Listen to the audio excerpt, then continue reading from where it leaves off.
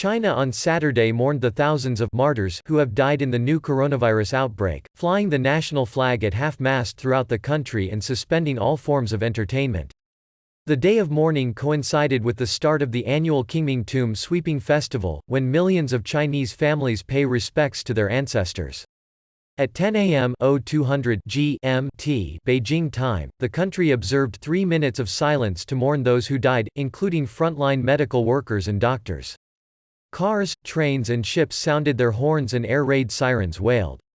In Jiangnan, the seat of political power in Beijing, President Xi Jinping and other Chinese leaders paid silent tribute in front of the national flag, with white flowers pinned to their chest as a mark of mourning, state media reported. More than 3,300 people in mainland China have died in the epidemic, which first surfaced in the central province of Hubei late last year, according to statistics published by the National Health Commission.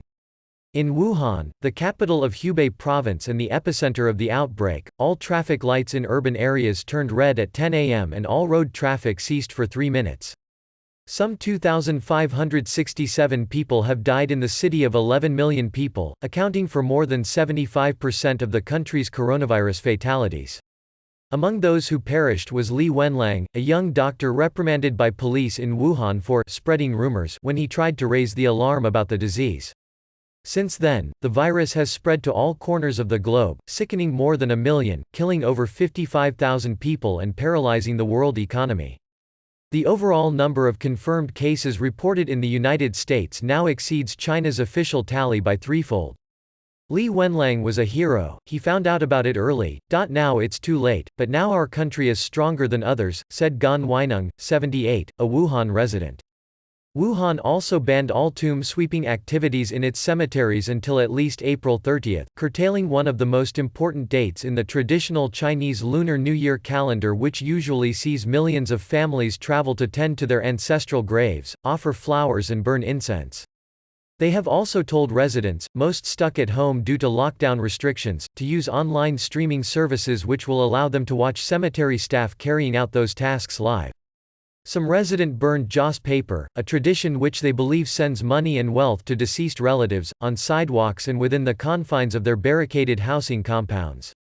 Online, celebrities including X-Men, Days of Future Past star Fan Bingbing swapped their glamorous social media profile pictures for somber photos in gray or black, garnering millions of likes from fans. Chinese gaming and social media giant Tencent suspended all online games on Saturday.